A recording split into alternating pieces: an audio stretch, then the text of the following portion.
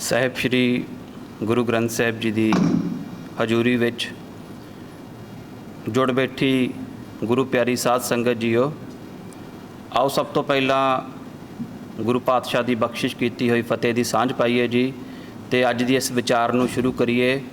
ਵਾਹਿਗੁਰੂ ਜੀ ਕਾ ਖਾਲਸਾ, ਵਾਹਿਗੁਰੂ ਜੀ ਕੀ ਫਤਿਹ। ਜਿਹੜਾ ਹਫਤਾ ਚੜ੍ਹ ਰਿਹਾ ਜੀ, ਇਸ ਹਫਤੇ ਦੇ ਵਿੱਚ ਹੁਣ ਵਿਸਾਖੀ ਦਾ ਜਿਹੜਾ ਸ਼ੁਭ ਦਿਹਾੜਾ ਆ ਉਹ ਆ ਰਿਹਾ ਤੇ ਸਾਰੇ ਵਿਸਾਖੀ ਮਨਾਉਣ ਲਈ ਤਿਆਰ ਆ ਜੀ। ਤੇ ਵਿਸਾਖੀ ਕਮਾਉਣ ਲਈ ਕੌਣ ਕੌਣ ਤਿਆਰ ਆ? ਇਸ ਵਾਰੀ ਮਨਾਉਂਦੇ ਤੇ ਅਸੀਂ ਬੜੇ ਚਿਰ ਤੋਂ ਆ ਰਹੇ ਹਨ, ਹਰ ਸਾਲ ਮਨਾਈ ਦੀ ਆ। ਵਿਸਾਖੀ ਕਮਾਉਣ ਲਈ ਵੀ ਆਪਣਾ ਜਿਹੜਾ ਮਨ ਆ ਉਹ ਅਸੀਂ ਬਣਾਉਣਾ ਹੈਗਾ ਤੇ ਉਸ ਕਮਾਈ ਦੇ ਤਹਿਤ ਜਿਹੜੇ ਨੇ ਗੁਰੂ ਪਾਤਸ਼ਾਹ ਨੇ ਜੋ ਵਿਸਾਖੀ ਤੇ ਸਮੂਹ ਸਾਧ ਸੰਗਤ ਦੀ, ਖਾਲਸਾ ਪੰਥ ਦੀ ਜੋ ਝੋਲੀ 'ਚ ਪਾਇਆ, ਉਸ ਬਾਰੇ ਵਿਚਾਰਾਂ ਚਰਚਾ ਚੱਲ ਰਹੀਆਂ ਨੇ ਤੇ ਅੱਜ ਉਸ ਵਿਚਾਰ ਚਰਚਾ ਦਾ ਜਿਹੜਾ ਆ ਅੰਤਿਮ ਵਿਚਾਰ ਹੋਏਗਾ ਜੀ। ਉਸ ਤੋਂ ਬਾਅਦ ਫਿਰ ਜਿਹੜੀ ਅਰਦਾਸ ਦੀ ਲੜੀ ਆ ਉਹ ਸ਼ੁਰੂ ਕੀਤੀ ਜਾਏਗੀ। ਪਿਛਲੀ ਵਿਚਾਰ ਦੇ ਵਿੱਚ ਅਸੀਂ ਜਿਹੜਾ ਕੌਤਕ ਗੁਰੂ ਪਾਤਸ਼ਾਹ ਨੇ ਵਿਸਾਖੀ ਵਾਲੇ ਦਿਨ ਅਨੰਦਪੁਰ ਸਾਹਿਬ ਦੀ ਪਾਵਨ ਧਰਤੀ 'ਤੇ ਵਰਤਾਇਆ, ਉਸ ਬਾਰੇ ਚਰਚਾ ਕੀਤੀ ਸੀ ਕਿ ਕਿਸ ਤਰ੍ਹਾਂ ਪੰਜ ਪਿਆਰਿਆਂ ਦੀ ਚੋਣ ਹੋਈ, ਸੀਸ ਦੀ ਮੰਗ ਕੀਤੀ ਗਈ ਤੇ ਪੰਜ ਜਿਹੜੇ ਪਿਆਰੇ ਸੀ ਗੁਰੂ ਪਾਤਸ਼ਾਹ ਦੇ, ਭਾਈ ਦਿਆਲ ਸਿੰਘ, ਭਾਈ ਧਰਮ ਸਿੰਘ ਜੀ, ਸਾਰਿਆਂ ਨੇ ਆਪਣੇ ਸੀਸ ਗੁਰੂ ਅੱਗੇ ਭੇਟ ਕੀਤੇ ਤੇ ਉਸ ਅਲੌਕਿਕ ਵਰਤਾਰੇ ਨੂੰ ਸਮਝਣ ਦਾ, ਉਹਦਾ ਚਿੰਤਨ ਕਰਨ ਦਾ ਇੱਕ ਨਿਮਾਣਾ ਜਿਹਾ ਉਪਰਾਲਾ ਕੀਤਾ ਸੀ ਪਿਛਲੇ ਹਫਤੇ ਦੇ ਦੌਰਾਨ। ਜਦੋਂ ਪੰਜਾਂ ਪਿਆਰਿਆਂ ਨੇ ਆਪਣਾ ਸੀਸ ਗੁਰੂ ਅੱਗੇ ਭੇਟ ਕਰ ਦਿੱਤਾ ਤੇ ਗੁਰੂ ਪਾਤਸ਼ਾਹ ਉਹਨਾਂ ਪੰਜਾਂ ਪਿਆਰਿਆਂ ਨੂੰ ਜਦੋਂ ਸੰਗਤ ਦੇ ਰੂਬਰੂ ਕਰਦੇ ਨੇ ਤੇ ਉਸ ਤੋਂ ਬਾਅਦ ਖੰਡੇ ਦੀ ਜਿਹੜੀ ਪਹੁਲ ਆ ਉਹ ਤਿਆਰ ਕੀਤੀ ਜਾਂਦੀ ਆ ਕਿ ਸੀਸ ਦੇਣ ਤੋਂ ਬਾਅਦ ਉਹਨਾਂ ਪਿਆਰਿਆਂ ਨੂੰ ਕੀ ਮਿਲ ਰਿਹਾ ਜੀ? ਖੰਡੇ ਦੀ ਪਹੁਲ, ਕਿ ਜਿਹੜੀ ਗੁਰੂ ਦੀ ਸਭ ਤੋਂ ਪਿਆਰੀ ਦਾਤ ਸੀ। ਇੰਨਾ ਸਭ ਕੁਝ ਵਾਰਨ ਤੋਂ ਬਾਅਦ ਉਹਨਾਂ ਗੁਰਸਿੱਖਾਂ ਨੂੰ, ਉਹਨਾਂ ਮਹਾਨ ਪਿਆਰਿਆਂ ਨੂੰ ਉਹ ਪ੍ਰਾਪਤ ਹੁੰਦੀ ਆ ਸੀ। ਉਹ ਉਸ ਖੰਡੇ ਦੀ ਪਹੁਲ ਨੂੰ ਤਿਆਰ ਕਰਨ ਦੇ ਲਈ ਬਾਟਾ, ਪਤਾਸੇ, ਬਹੁਤ ਕੁਝ ਵਰਤਿਆ ਜਾਂਦਾ ਤੇ ਉਹਨਾਂ ਸਾਰੇ ਬਾਰੇ ਅਸੀਂ ਜਿਹੜੀ ਅੱਜ ਹੈਗੀ ਆ ਵਿਚਾਰ ਚਰਚਾ ਕਰਾਂਗੇ ਕਿ ਇਹਨਾਂ ਚੀਜ਼ਾਂ ਦੇ ਪਿੱਛੇ ਜਿਹੜੀ ਭਾਵਨਾ ਆ ਗੁਰੂ ਪਾਤਸ਼ਾਹ ਦੀ, ਕਿ ਬਾਟੇ ਦਾ, ਪਤਾਸਿਆਂ ਦਾ, ਖੰਡੇ ਦਾ, ਜਿਹਦੇ ਉੱਤੇ ਬਾਟਾ ਟਿਕਾਇਆ ਜਾਂਦਾ ਉਸ ਨੂੰ ਸੁਨਹਿਰਾ ਕਿਹਾ ਜਾਂਦਾ ਆ। ਪੰਜ ਬਾਣੀਆਂ ਦਾ ਕੀ ਭਾਵ ਹੈਗਾ ਤੇ ਇਹਨਾਂ ਦਾ ਆਪਸ 'ਚ ਸੰਬੰਧ ਕੀ ਹੈਗਾ? ਕਿਉਂਕਿ ਜਦੋਂ ਅਸੀਂ ਇਹਨਾਂ ਸਾਰੀਆਂ ਚੀਜ਼ਾਂ ਨੂੰ ਦੇਖਦੇ ਹਾਂ ਤੇ ਜੋ ਇਹ ਵਰਤਾਰੇ ਦੇ ਵਿੱਚ ਗੁਰੂ ਪਾਤਸ਼ਾਹ ਨੇ ਜੋ ਕੁਝ ਵੀ ਵਰਤਿਆ, ਇਹ ਸਿੱਖੀ ਵਿਚਾਰਧਾਰਾ ਦਾ ਇੱਕ ਬਹੁਤ ਵੱਡਾ ਮਿਸ਼ਰਣ ਆ। ਇਹ ਸੁਮੇਲ ਆ ਸਿੱਖੀ ਵਿਚਾਰਧਾਰਾ ਦਾ, ਭਾਵੇਂ ਉਹ ਖੰਡਾ ਆ, ਭਾਵੇਂ ਪਤਾਸੇ ਨੇ, ਬਾਟਾ ਆ, ਜਲ ਆ। ਜਲ ਗੁਰੂ ਪਾਤਸ਼ਾਹ ਨੇ ਸਤਲੁਜ ਨਦੀ ਦਾ ਜਿਹੜਾ ਸੀ ਉਹ ਲਿਆ ਸੀ। ਇਹਨਾਂ ਸਾਰੀਆਂ ਚੀਜ਼ਾਂ ਦੇ ਪਿੱਛੇ ਜੋ ਜੋ ਭਾਵ ਆ ਉਸ ਬਾਰੇ ਅੱਜ ਵਿਚਾਰ ਚਰਚਾ ਕਰਕੇ ਤੁਹਾਡੇ ਨਾਲ ਜਿਹੜੀ ਆ ਫਿਰ ਇਸ ਜਿਹੜੀ ਲੜੀ ਚੱਲ ਰਹੀ ਆ ਜੀ, ਉਹਦਾ ਗੁਰੂ ਪਾਤਸ਼ਾਹ ਦੀ ਕਿਰਪਾ ਦੇ ਨਾਲ ਜਿਹੜਾ ਹੈਗਾ ਫਿਰ ਆਖਰੀ ਵਿਚਾਰ ਹੋਏਗਾ। ਤੇ ਜਦੋਂ ਅਸੀਂ ਬਾਟੇ ਦੀ ਗੱਲ ਕਰਦੇ ਹਾਂ, ਸਭ ਤੋਂ ਪਹਿਲਾਂ ਜੇ ਅਸੀਂ ਬਾਟੇ ਨੂੰ ਧਿਆਨ ਦੇ ਨਾਲ ਦੇਖੀਏ ਕਿ ਬਾਟਾ ਬਿਲਕੁਲ ਉੱਪਰੋਂ ਇਹਦਾ ਮੂੰਹ ਖੁੱਲ੍ਹਾ ਹੁੰਦਾ ਆ। ਇਸ ਬਰਤਨ ਦਾ ਜਿਹੜਾ ਗੁਰੂ ਪਾਤਸ਼ਾਹ ਨੇ ਵਰਤਿਆ ਤੇ ਸਰਬਲੋਹ ਦਾ ਬਾਟਾ ਹੁੰਦਾ, ਆਮ ਭਾਂਡਾ ਨਹੀਂ ਹੁੰਦਾ, ਬਿਲਕੁਲ ਸਰਬਲੋਹ ਦਾ ਹੁੰਦਾ ਹੈ। ਤੇ ਜਦੋਂ ਗੁਰਬਾਣੀ ਦੇ ਵਿੱਚ ਜਾਂ ਆਮ ਤੌਰ ਦੇ ਉੱਤੇ ਵਿਦਵਾਨਾਂ ਨੇ ਇਸ ਨੂੰ ਸਮਝਣ ਦੀ ਕੋਸ਼ਿਸ਼ ਕੀਤੀ ਤੇ ਉਹਨਾਂ ਨੇ ਇਹ ਵਿਆਖਿਆ ਕਈਆਂ ਨੇ ਕੀਤੀ ਕਿ ਜਿਹੜਾ ਬਾਟਾ ਆ ਨਾ, ਇਹ ਵਿਸ਼ਾਲ ਹਿਰਦੇ ਦਾ ਪ੍ਰਤੀਕ ਆ।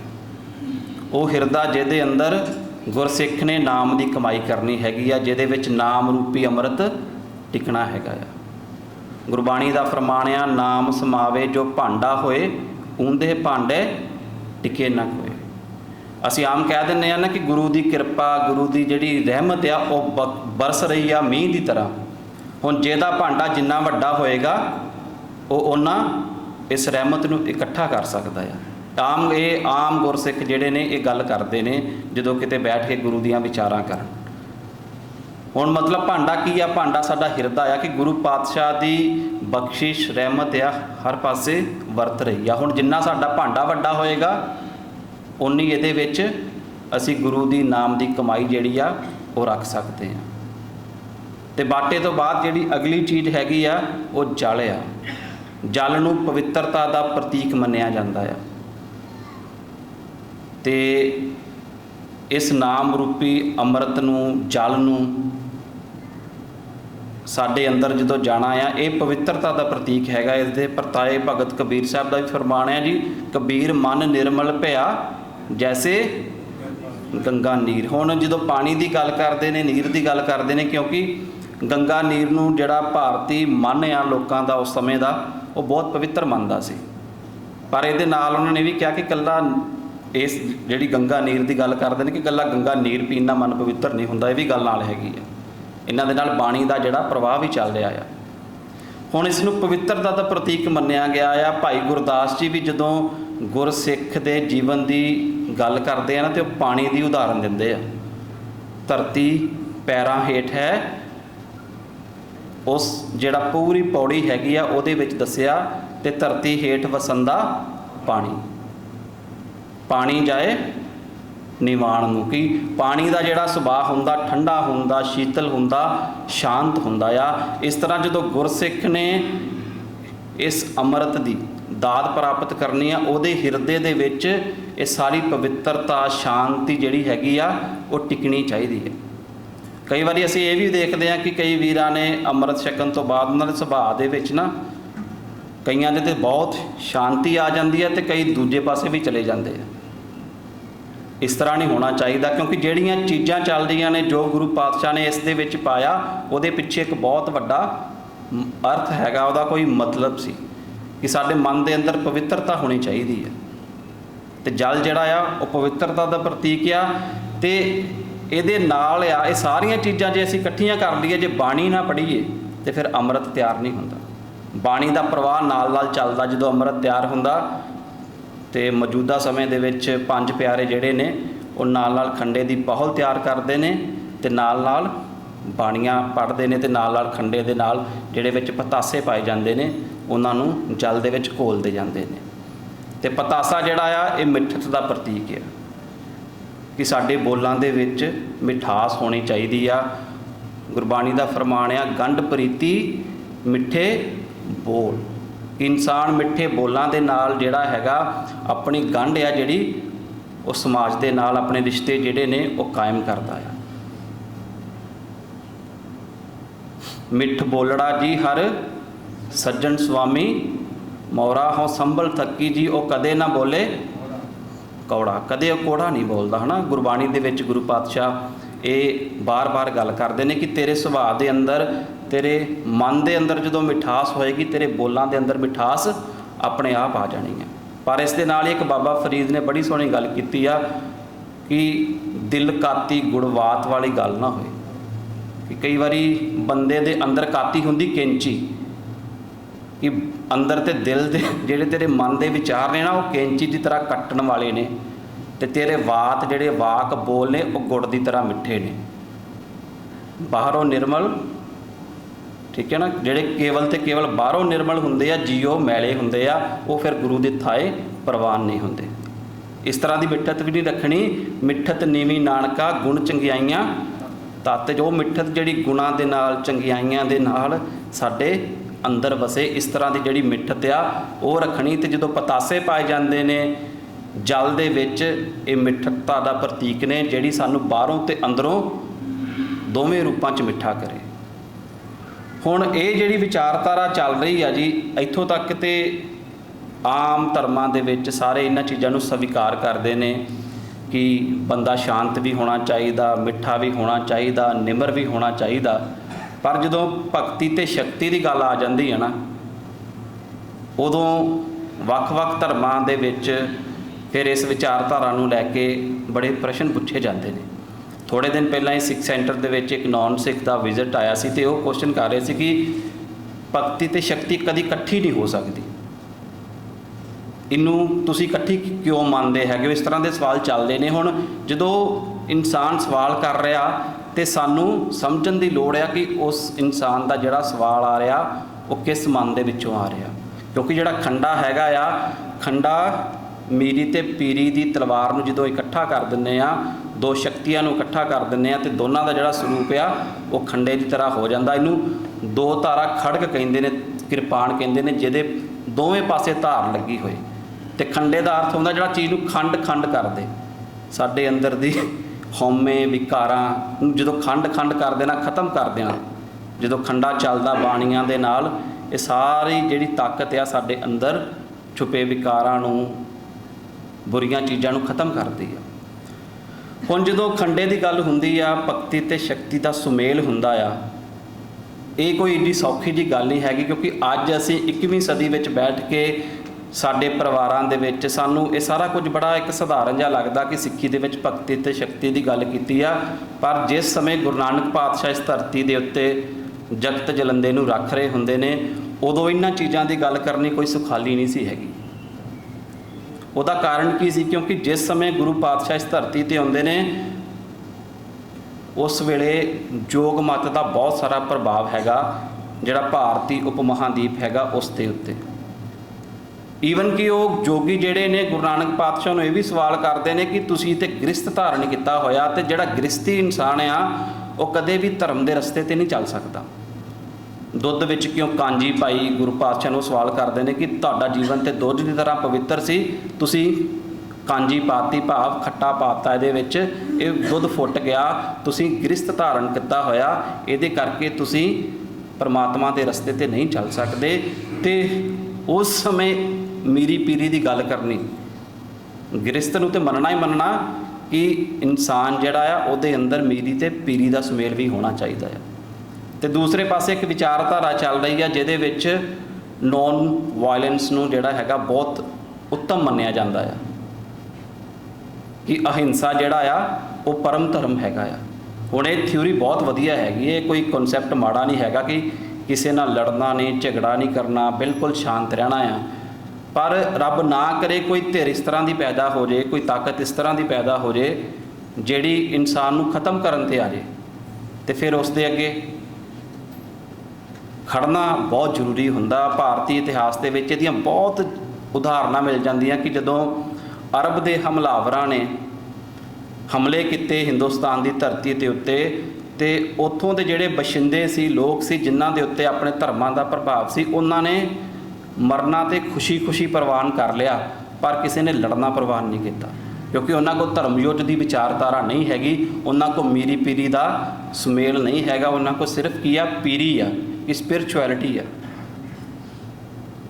ਫਿਰ ਸਾਨੂੰ ਪਤਾ ਲੱਗਦਾ ਕਿ ਇਹਨਾਂ ਚੀਜ਼ਾਂ ਦਾ ਹੋਣਾ ਕਿੰਨਾ ਜ਼ਰੂਰੀ ਸੀ। ਇਹ ਜਿਹੜੀ ਮੀਰੀ ਪੀਰੀ ਦੀ ਗੰਢ ਆ, ਇਹਦੇ ਨਾਲ ਗੁਰੂ ਪਾਤਸ਼ਾਹ ਨੇ ਸਾਡੇ ਅੰਦਰ ਕਿੰਨੀ ਤਾਕਤ ਬਖਸ਼ੀ ਹੈਗੀ ਹੈ। ਤੇ ਕੱਲੀ ਮੀਰੀ ਵੀ ਨਹੀਂ ਪ੍ਰਵਾਨ ਸਿੱਖੀ ਦੇ ਵਿੱਚ, ਕਿਉਂਕਿ ਜਿਹੜਾ ਮੀਰ ਆ, ਜਦੋਂ ਉਹ ਹਮਲਾਵਰ ਜਿਹੜਾ ਪੀਰੀ ਨੂੰ ਛੱਡ ਦਿੰਦਾ ਆ, ਅਧਿਆਤਮਕਤਾ ਨੂੰ, ਸਪਿਰਚੁਅਲਿਟੀ ਨੂੰ ਛੱਡ ਦਿੰਦਾ ਆ, ਫਿਰ ਉਹ ਪਾਪ ਕੀ ਜੰਜ ਦਾ ਲਾੜਾ ਹੋ ਜਾਂਦਾ ਆ। ਇਸ ਲਈ ਗੁਰੂ ਨਾਨਕ ਪਾਤਸ਼ਾਹ ਨੇ ਬਾਬਰ ਨੂੰ ਵੀ ਕਿਹਾ, ਪਾਪ ਕੀ ਜੰਜ ਲੈ ਕਾਬਲੋਂ ਧਾਇਆ, ਜੋਰੀ ਮੰਗੇ ਦਾਨਵੇ ਲਾਲੋ। ਤੂੰ ਪਾਪ ਦੀ ਜੰਜ ਦਾ ਲਾੜਾ ਆ, ਜਿਹੜਾ ਜਬਰਨ ਲੋਕਾਂ ਕੋ ਆ ਕੇ ਦਾਨ ਮੰਗ ਰਿਹਾ, ਭਾਵ ਲੋਕਾਂ ਨੂੰ ਲੁੱਟ ਖਸੁੱਟ ਰਿਹਾ ਆ। ਤੇਰੇ ਅੰਦਰ ਧਰਮ ਦੀ ਕੋਈ ਗੱਲ ਨਹੀਂ ਹੈਗੀ।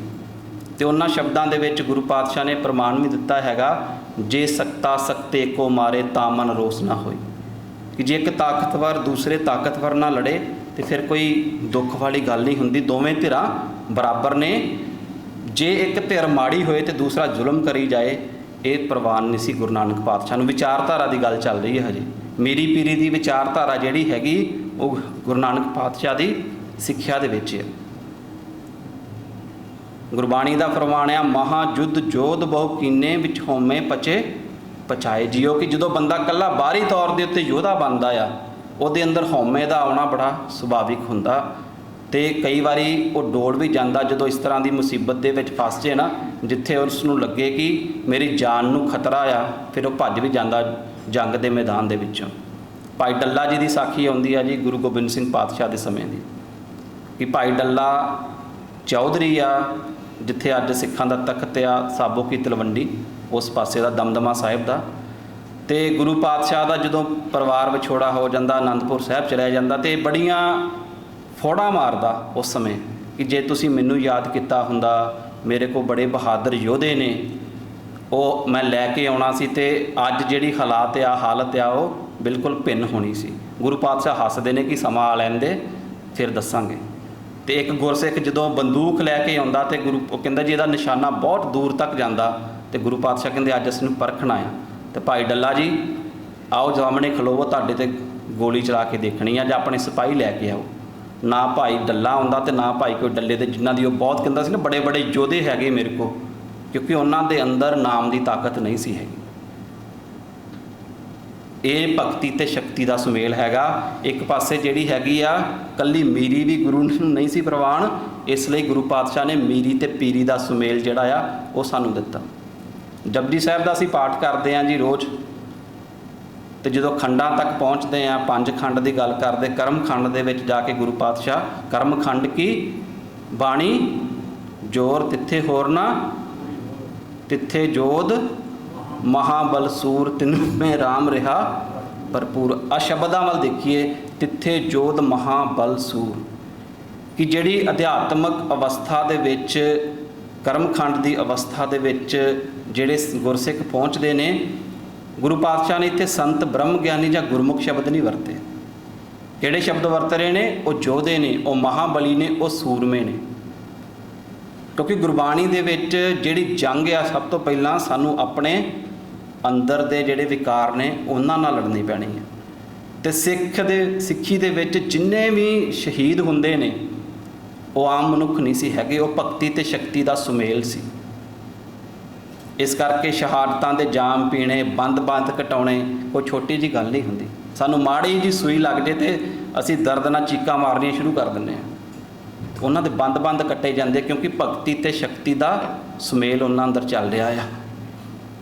ਹੁਣ ਗੁਰੂ ਪਾਤਸ਼ਾਹ ਜਦੋਂ ਇਹ ਸ਼ਬਦ ਵਰਤਦੇ ਨੇ ਕਿ ਪਹਿਲਾਂ ਅੰਦਰ ਦੇ ਤੌਰ ਤੇ ਉੱਤੇ ਅਸੀਂ ਸੂਰਮੇ ਬਣਨਾ ਹੈਗਾ ਆ। ਗੁਰਬਾਣੀ ਦਾ ਫਰਮਾਨ ਆ, ਨਾਨਕ ਸੋ ਸੂਰਾ ਵਰਿਆਮ ਜਿਨ ਵਿੱਚੋਂ ਦੁਸ਼ਟ ਅਹੰਕਰਨ ਮਾਰਿਆ।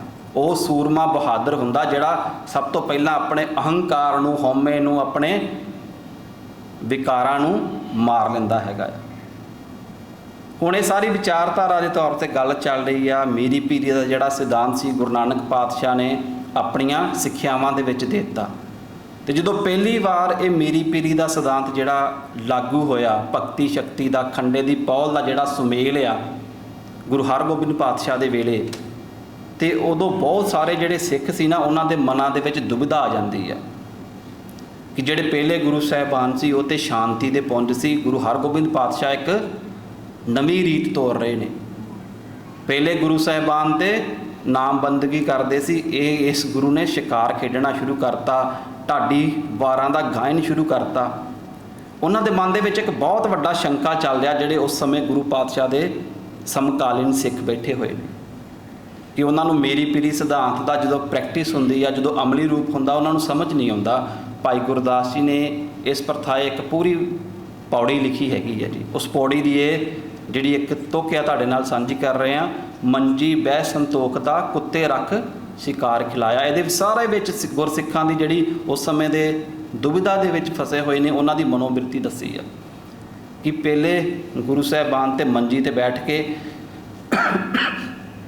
ਧਾਰਮਿਕ ਉਪਦੇਸ਼ ਦਿੰਦੇ ਸੀ, ਤੇ ਅੱਜ ਵਾਲਾ ਕੀ ਕਰ ਰਿਹਾ ਹੈਗਾ? ਸ਼ਿਕਾਰ ਖੇਡ ਰਿਹਾ ਆ। ਹੁਣ ਉਸ ਸਮੇਂ ਇਸ ਚੀਜ਼ ਨੂੰ ਜਦੋਂ ਲਾਗੂ ਕੀਤਾ ਗਿਆ ਤੇ ਗੁਰਸਿੱਖਾਂ ਦੇ ਮਨ ਦੇ ਵਿੱਚ ਇਹ ਪ੍ਰਸ਼ਨ ਆ ਜਾਂਦਾ ਹੈ।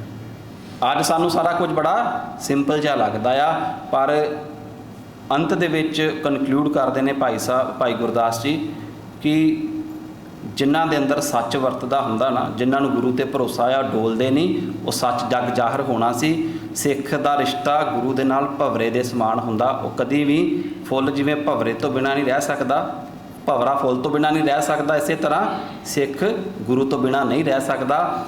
ਇਹ ਵਿਚਾਰਧਾਰਾ ਤੋਂ ਸਾਨੂੰ ਪਤਾ ਲੱਗਦਾ ਜਦੋਂ ਗੁਰੂ ਗੋਬਿੰਦ ਸਿੰਘ ਪਾਤਸ਼ਾਹ ਨੇ ਖਾਲਸਾ ਸਾਜਿਆ 1606 ਦੇ ਵਿੱਚ ਗੁਰੂ ਹਰਗੋਬਿੰਦ ਪਾਤਸ਼ਾਹ ਨੇ ਮੀਰੀ ਪੀਰੀ ਦਾ ਜਿਹੜਾ ਸਿਧਾਂਤ ਸੀ ਉਹ ਲਾਗੂ ਪ੍ਰੈਕਟਿਸ ਕੀਤਾ ਸੀ। ਉਦੋਂ ਸਿੱਖਾਂ ਦੇ ਮਨ 'ਚ ਦੁਬਿਧਾ ਆਉਂਦੀ ਆ, ਪਰ 1699 ਦੀ ਵਿਸਾਖੀ ਨੂੰ ਕੋਈ ਦੁਬਿਧਾ ਨਹੀਂ ਹੈਗੀ, ਕਿਉਂਕਿ ਹੁਣ ਸਿੱਖਾਂ ਨੂੰ ਤਕਰੀਬਨ ਕੋਈ 90 ਸਾਲ ਦਾ ਸਮਾਂ ਹੋ ਚੁੱਕਾ ਆ, 100 ਸਾਲ ਦਾ ਸਮਾਂ ਹੋ ਚੁੱਕਾ। ਇਸ ਸਿਧਾਂਤ ਦੇ ਨਾਲ ਉਹਨਾਂ ਦਾ ਜਿਹੜਾ ਕਿ ਰਿਸ਼ਤਾ ਆ ਉਹ ਬਣ ਚੁੱਕਾ ਆ, ਉਹ ਮੀਰੀ ਪੀਰੀ ਨੂੰ ਆਪਣੇ ਅੰਦਰ ਵਸਾ ਚੁੱਕੇ ਨੇ। ਫਿਰ ਇਹ ਸਾਰਾ ਕੁਝ ਜਦੋਂ ਪਹਿਲਾਂ ਹੋ ਜਾਂਦਾ ਤੇ ਫਿਰ ਗੁਰੂ ਗੋਬਿੰਦ ਸਿੰਘ ਪਾਤਸ਼ਾਹ ਨੇ ਖੰਡੇ ਦੀ ਪਹੁਲ ਦੇ ਵਿੱਚ ਕੀ ਨਵਾਂ ਕੀਤਾ? ਇਹ ਵੀ ਇੱਕ ਸਵਾਲ ਆ ਕਿ ਮੀਰੀ ਪੀਰੀ ਤੇ ਗੁਰੂ ਹਰਗੋਬਿੰਦ ਪਾਤਸ਼ਾਹ ਨੇ ਦੇ ਦਿੱਤੀ। ਇਸ ਦੇ ਵਿੱਚ ਇੱਕ ਰਿਸ਼ਤਾ ਹੈਗਾ, ਜਿਵੇਂ ਗੁਰੂ ਨਾਨਕ ਪਾਤਸ਼ਾਹ ਨੇ ਸਭ ਤੋਂ ਪਹਿਲਾਂ ਬੀਜ ਬੋਇਆ ਮੀਰੀ ਪੀਰੀ ਦਾ ਆਪਣੀਆਂ ਸਿੱਖਿਆਵਾਂ ਦੇ ਰਾਹੀਂ। ਗੁਰੂ ਹਰਗੋਬਿੰਦ ਪਾਤਸ਼ਾਹ ਨੇ ਇਸ ਵਿਚਾਰਧਾਰਾ ਨੂੰ ਲਾਗੂ ਕਰ ਦਿੱਤਾ ਤੇ ਗੁਰੂ ਗੋਬਿੰਦ ਸਿੰਘ ਪਾਤਸ਼ਾਹ ਨੇ ਕੋਈ ਨਵਾਂ ਅਲੌਕਿਕ ਵਰਤਾਰਾ ਨਹੀਂ ਸੀ ਵਰਤਾਇਆ, ਉਹਨਾਂ ਨੇ ਰੀਇਨਫੋਰਸ ਕੀਤਾ ਸੀ। ਇਸ ਨੂੰ ਜ਼ਰੂਰੀ ਕਰ ਦਿੱਤਾ ਇਹ ਸਾਰੀਆਂ ਚੀਜ਼ਾਂ ਨੂੰ ਕਿ ਇਹਨਾਂ ਦੇ ਨਾਲ ਹੀ ਜਿਹੜੀ ਆ ਉਹ ਸਿੱਖ ਦਾ ਜੀਵਨ ਜਿਹੜਾ ਆ ਉਹ ਜੀਆ ਜਾਏਗਾ, ਕਿ ਸਿੱਖ ਕਦੇ ਵੀ ਮੀਰੀ ਪੀਰੀ ਨੂੰ ਅਲੱਗ ਨਹੀਂ ਕਰ ਸਕਦਾ। ਅਸੀਂ ਇਹ ਨਹੀਂ ਕਹਿ ਸਕਦੇ ਕਿ ਗੁਰੂ ਪਾਤਸ਼ਾਹ ਜੀ ਸਾਨੂੰ ਤੁਹਾਡੀ ਅਧਿਆਤਮਕਤਾ ਤੇ ਪ੍ਰਵਾਨ ਆ, ਪਰ ਸਾਨੂੰ ਇੱਕ ਯੋਧੇ ਵਾਲਾ ਜਿਹੜਾ ਰੂਪ ਦੀ ਤੁਸੀਂ ਗੱਲ ਕਰਦੇ ਹੋ ਸਾਨੂੰ ਉਹ ਸਵੀਕਾਰ ਨਹੀਂ ਹੈਗਾ। ਅਸੀਂ ਡੁਐਲਿਟੀ 'ਚ ਨਹੀਂ ਰਹਿ ਸਕਦੇ। ਸਾਨੂੰ ਜਦੋਂ ਸਿੱਖੀ ਦੇ ਮਾਰਗ 'ਤੇ ਚੱਲਣਾ ਪਏਗਾ, ਇਹਨਾਂ ਦੋਵਾਂ ਤਾਕਤਾਂ ਨੂੰ ਨਾਲ ਲੈ ਕੇ ਹੀ ਚੱਲਣਾ ਪੈਣਾ। ਇੱਕ ਨੂੰ ਅਸੀਂ ਇਹਨਾਂ ਦੋਨਾਂ ਨੂੰ ਅਸੀਂ ਵੱਖ ਨਹੀਂ ਕਰ ਸਕਦੇ, ਕਿਉਂਕਿ ਇੱਕ ਨੇ।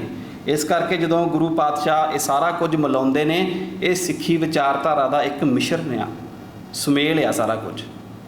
ਜਲ, ਪਤਾਸੇ, ਖੰਡਾ, ਸੁਨਹਿਰਾ, ਬਾਟਾ, ਇਹਦੇ ਪਿੱਛੇ ਜਿਹੜੀ ਵਿਚਾਰਧਾਰਾ ਗੁਰੂ ਨਾਨਕ ਪਾਤਸ਼ਾਹ ਤੋਂ ਚੱਲਦੀ ਆ ਰਹੀ ਆ, ਉਹਦਾ ਮੇਲ ਆ ਕਿ ਜਦੋਂ ਸਿੱਖ ਨੇ ਸਿੱਖੀ ਧਾਰਨੀ ਆ, ਉਹਨੂੰ ਇਹ ਪਤਾ ਹੋਣਾ ਚਾਹੀਦਾ ਇਹ ਰਸਤਾ ਸੰਤ ਤੇ ਸਿਪਾਹੀ ਵਾਲਾ ਰਸਤਾ ਹੈਗਾ। ਇਹ ਇਕੱਲਾ ਨਾ ਤੇ ਸੰਤ ਵਾਲਾ ਤੇ ਨਾ ਹੀ ਸਿਪਾਹੀ ਵਾਲਾ। ਜੇ ਇਕੱਲਾ ਸਿਪਾਹੀ ਹੋਏਗਾ ਤੇ ਬੰਦਾ ਬਾਬਰ ਦਾ ਰੂਪ ਬਣੇਗਾ, ਜੇ ਇਕੱਲਾ ਸੰਤ ਹੋਏਗਾ ਤੇ ਫਿਰ ਜਦੋਂ ਕੋਈ ਬਾਬਰ ਵਰਗਾ ਜਰਵਾਣਾ ਚੜ੍ਹ ਕੇ ਆਏਗਾ ਫਿਰ ਉਹਦਾ ਮੁਕਾਬਲਾ ਨਹੀਂ ਕਰ ਸਕਦਾ। ਹੁਣ ਜਿਹੜੇ ਉਸ ਸਮੇਂ ਦੇ ਲੋਕ ਨੇ ਜਿਹੜੇ ਮਰਨਾ ਪਸੰਦ ਕਰਦੇ ਨੇ ਮੌਤ ਨੂੰ, ਪਰ ਜੂਝਣਾ ਪਸੰਦ ਨਹੀਂ ਕਰਦੇ। ਤੇ ਸਿੱਖੀ ਦੇ ਵਿੱਚ ਅਸੀਂ ਦੇਖਦੇ ਹਾਂ 1.25 ਲੱਖ ਸੇ ਇੱਕ ਲੜਾਊਂ, ਕਿ ਇੱਥੇ ਗਿਣਤੀ ਦੀ ਗੱਲ ਵੀ ਨਹੀਂ ਹੈਗੀ। ਭਾਵੇਂ 1.25 ਲੱਖ ਛੱਡੋ 1 ਕਰੋੜ ਵੀ ਹੋਏ, ਸਿੱਖ ਦਾ ਕੰਮ ਹੈ ਜੂਝਣਾ। ਉੱਥੇ ਜਦੋਂ ਧਰਮ ਯੁੱਧ ਦੀ ਗੱਲ ਆ ਜਾਏ ਉਹਨੇ ਜੂਝਣਾ ਹੀ ਜੂਝਣਾ ਆ। ਸੋ ਇਹ ਸਾਰੀਆਂ ਚੀਜ਼ਾਂ ਦਾ ਜਿਹੜਾ ਸੁਮੇਲ ਆ ਇਹ ਖੰਡੇ ਦੀ ਪਹੁਲ ਦੇ ਵਿੱਚ ਗੁਰੂ ਪਾਤਸ਼ਾਹ ਨੇ ਸਿੱਖਾਂ ਦੀ ਝੋਲੀ ਦੇ ਵਿੱਚ ਪਾਇਆ। ਤੇ ਜਦੋਂ ਇਹ ਖੰਡੇ ਦੀ ਪਹੁਲ ਤਿਆਰ ਹੁੰਦੀ ਆ, ਤਿਆਰ ਹੋਣ ਤੋਂ ਬਾਅਦ ਜਦੋਂ ਛਕਾਈ ਜਾਂਦੀ ਹੈ ਜੀ, ਇੱਕ ਛਕਾਉਣ ਦਾ ਵੀ ਬੜਾ ਨਵੇਕਲਾ ਢੰਗ ਹੁੰਦਾ ਇਹਦਾ। ਆਮ ਨਹੀਂ ਕਿ ਅਸੀਂ ਚੌਂਕੜੀ ਮਾਰ ਕੇ ਬੈਠੇ ਹਾਂ ਤੇ 5 ਪਿਆਰਿਆਂ ਨੇ ਸਾਨੂੰ ਅੰਮ੍ਰਿਤ ਦੇ ਜਿਹੜੇ ਚੂਲੇ ਨੇ ਉਹ ਬਖਸ਼ ਦੇਣੇ ਨੇ। ਜਦੋਂ ਗੁਰਸਿੱਖ ਛਕਦੇ ਨੇ ਤੇ ਉਹਨਾਂ ਨੂੰ ਵੀਰ ਆਸਣ ਦੇ ਵਿੱਚ ਬੈਠਣਾ ਪੈਂਦਾ। ਜਿਹੜੇ ਪਿਆਰੇ ਅੰਮ੍ਰਿਤ ਤਿਆਰ ਕਰਦੇ ਨੇ ਉਹ ਵੀ ਵੀਰ ਆਸਣ 'ਚ ਬੈਠਦੇ ਨੇ, ਤੇ ਜਿਹੜਾ ਖੰਡੇ ਦੀ ਪਹੁਲ ਲੈਂਦਾ ਆ ਉਹ ਵੀ ਵੀਰ ਆਸਣ 'ਚ ਬੈਠਦਾ ਆ। ਵੀਰ ਆਸਣ ਦੀ ਤੁਸੀਂ ਜਿਹੜੀ ਤਸਵੀਰ ਆ ਦੇਖ ਸਕਦੇ ਹੋ ਕਿ ਸੱਜੇ ਗੋਡੇ ਨੂੰ ਧਰਤੀ 'ਤੇ ਲਾ ਕੇ, ਜਿੱਥੇ ਵੀ ਆਪਾਂ ਬੈਠੇ ਹੋਏ ਆ ਉਹਨੂੰ ਰੱਖ ਕੇ ਖੱਬਾ ਗੋਡਾ ਉੱਪਰ ਵੱਲ ਹੁੰਦਾ ਆ ਤੇ ਆਪਣੇ ਸੱਜੇ ਹੱਥ ਨੂੰ ਖੱਬੇ ਹੱਥ ਦੇ ਤਲੀ ਦੇ ਉੱਤੇ ਰੱਖ ਕੇ ਫਿਰ ਖੰਡੇ ਦੀ ਜਿਹੜੀ ਪੌਲ ਆ ਉਹ ਛਕੀ ਜਾਂਦੀ ਆ। ਕਿਉਂਕਿ ਇਕੱਲਾ ਜਿਹੜਾ ਚੌਂਕੜਾ ਇਹ ਭਗਤੀ ਦਾ ਪ੍ਰਤੀਕ ਸੀ ਤੇ ਵੀਰ ਆਸਣ ਜਿਹੜਾ ਨਾਲ ਵੀਰਤਾ ਦਾ ਪ੍ਰਤੀਕ ਵੀ ਹੈਗਾ ਕਿ ਤੇਰੇ ਅੰਦਰ ਭਗਤੀ ਤੇ ਸ਼ਕਤੀ ਦਾ ਦੋਨਾਂ ਦਾ ਸੁਮੇਲ ਹੋਏ। ਇੱਕ ਇੱਕ ਚੀਜ਼ ਨੂੰ ਗੁਰੂ ਪਾਤਸ਼ਾਹ ਨੇ ਬੜਾ ਕਹਿ ਲਓ ਕਿ ਉਹਨਾਂ ਦਾ ਦੈਵੀ ਅਨੁਭਵ ਵੀ ਆ ਤੇ ਉਹਨਾਂ ਦੀ ਜਿਹੜੀ ਬੌਧਿਕਤਾ ਦੀ ਸਿਰਮੌਰਤਾ ਆ ਉਹਦਾ ਵੀ ਮਿਸ਼ਰਣ ਇਹਨਾਂ ਚੀਜ਼ਾਂ ਦੇ ਵਿੱਚ ਹੈਗਾ ਆ ਕਿ ਹਰ ਚੀਜ਼ ਦੇ ਪਿੱਛੇ ਕੋਈ ਨਾ ਕੋਈ ਬਹੁਤ ਵੱਡਾ ਤਰਕ ਦਲੀਲ ਜਿਹੜੀ ਆ ਉਹ ਛੁਪੀ ਹੋਈ ਆ। ਤੇ 5 ਬਾਣੀਆਂ ਤੋਂ ਬਿਨਾਂ ਕਦੀ ਵੀ ਅੰਮ੍ਰਿਤ ਤਿਆਰ ਨਹੀਂ ਹੁੰਦਾ।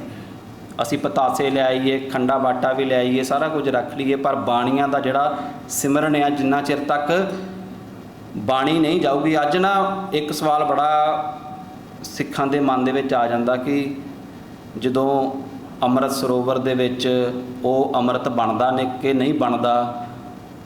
ਤੇ ਇੱਕ ਆਮ ਜੀ ਗੱਲ ਆ ਕਿ ਜਦੋਂ ਬਾਣੀ ਪੜ੍ਹਦੇ ਆ ਜਿਹੜਾ ਆਮ ਜਲ ਹੁੰਦਾ ਉਹ ਕਿਹ 'ਚ ਪਰਿਵਰਤਿਤ ਹੋ ਜਾਂਦਾ ਜੀ ਅੰਮ੍ਰਿਤ ਦੇ ਵਿੱਚ। ਅਸੀਂ ਅੰਮ੍ਰਿਤ ਖੰਡੇ ਦੀ ਪਹੁਲ ਕਿੰਨੇ ਆ ਕਿ ਗੁਰਬਾਣੀ ਦੇ ਵਿੱਚ ਇੰਨਾ ਅਸਰ ਹੈਗਾ ਉਸ ਚੀਜ਼ ਨੂੰ। ਇੱਕ ਜਿਹਨੂੰ ਅਸੀਂ ਪਹਿਲਾਂ ਘਰਾਂ ਤੋਂ ਬਾਹਰ ਉਹ ਪਾਣੀ ਹੁੰਦੀ ਆ, ਗੁਰੂ ਘਰ ਆ ਕੇ ਉਹ ਜਲ ਹੋ ਜਾਂਦੀ ਆ, ਤੇ ਜਦੋਂ ਬਾਣੀ ਨਾਲ ਪੜ੍ਹੀ ਜਾਂਦੀ ਫਿਰ ਉਹ ਅੰਮ੍ਰਿਤ ਤਿਆਰ ਹੋ ਜਾਂਦਾ। ਉਸ ਬਾਣੀ ਦਾ ਅਸਰ ਉਸ ਦੇ ਪਾਣੀ ਦੇ ਵਿੱਚ, ਉਸ ਜਲ ਦੇ ਵਿੱਚ ਜਾਂਦਾ ਹੈ। ਤੇ ਇਸ ਲਈ ਜਿਹੜਾ ਅੰਮ੍ਰਿਤ ਹੈ ਜਦੋਂ ਛਕਣਾ ਇਹ ਵੀ ਵੀਰ ਆਸਣ ਦੇ ਵਿੱਚ ਛਕਣਾ। ਜਦੋਂ ਅੰਮ੍ਰਿਤ ਛਕ ਲਿਆ ਜਾਂਦਾ ਹੈ ਫਿਰ ਰਹਿਤ ਦਿੱਤੀ ਜਾਂਦੀ ਆ ਗੁਰਸਿੱਖਾਂ ਨੂੰ उस रहत के बारे असी पिछले हफ्ते भी गल की सी। वो सिर्फ वह एक छोटा जिहा भाग सी, वो बड़ी लंबी चौड़ी हुंदी है जी, किन्ना चीज़ां नूं मनना ते किन्ना नूं नहीं मनना। तो एक गल फिर वो सारे वीरां भैणां नूं, गुरसिखां नूं, सिंह सिंगड़ियां नूं दृढ़ करवाई जाती है कि अज तो बाद तुसीं जिहड़े हैगे हो एक पिता दे धीआं पुत्तर हो। तुहाडा पिता कौन है? धार्मिक तौर के उत्ते गुरु गोबिंद सिंह जी। तुहाडी माता कौन ने? इस सिख रहत मर्यादा दे विच दर्ज होया जी, माता सहब कौर जी। तो तुहाडा जन्म कित्थे होया? जन्म श्री केसगढ़ साहब, वो धरती, वो थां जिथे गुरु पातशाह ने खालसे नूं साजिया सी। ते तुसीं वासी कित्थों दे हो? आनंदपुर साहब दे। इन्हां चीज़ां दे नाल की आ कि आपसी भाईचारा साडा जिहड़ा आ वो ताकतवर हो। इंसान गुरसिखां नूं सारिआं नूं आपस च जिहड़ा भैण भरा दा रिश्ता आ वो बच सके साडा। असीं गुर भाई भी बोल दिंदे आ, मेरा गुर भाई आ, मेरा गुर भैण आ। एक इस तरह का परिवार खंडे की पौल नाल गुरु पातशाह ने तैयार किया सी। हुण जदों असीं गल शुरू करते हैं जी विसाखी की, जिवें स्टार्टिंग च भी गल शुरू की सी कि विसाखी मनाउण लई सारे तैयार हैं, पर कमाउण लई कोई हैगा तैयार जी? ये बहुत वड्डा प्रश्न है, क्योंकि विसाखी ते अमृत, विसाखी ते खालसा साजना ये एक रूप हो चुके ने। इस करके असीं जदों भी विसाखी की गल करते ना, सब तो पहली जिहड़ी विचार सी ਉਹਦੇ ਵਿੱਚ एक सवाल सी कि जो किसी ਨੂੰ ਪੁੱਛੋ ना विसाखी की हुंदी आ, तो वह सहज सुभाई कह दिंदा विसाखी वाले दिन गुरु गोबिंद सिंह पातशाह ने खालसा साजिया सी। विसाखी ते खालसा साजना आपस च इस तरह रल मिल चुके ने, इन्हां दा आपस च इन्ना वड्डा सुमेल हैगा।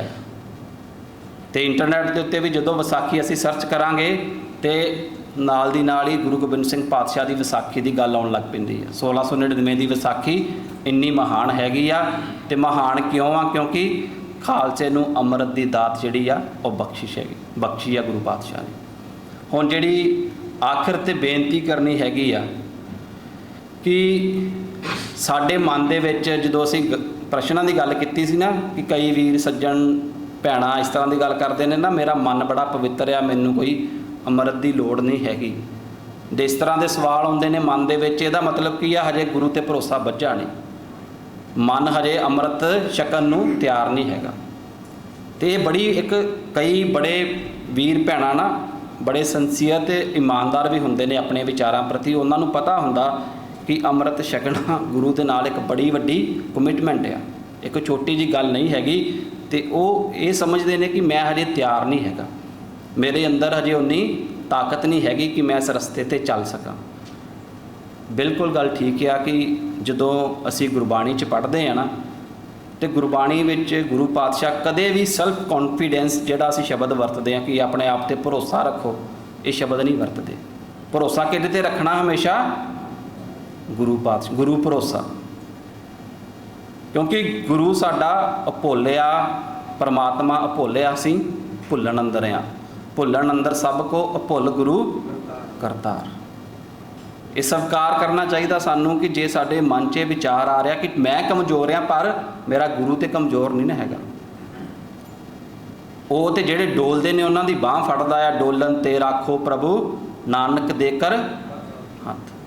जे मन डोलदा, मन च ये विचार आउंदे ने कि मैं नहीं छक सकदा, इहदा मतलब आ सानू गुरु दे उत्ते हजे भरोसा पूरा बझा नहीं हैगा साडा।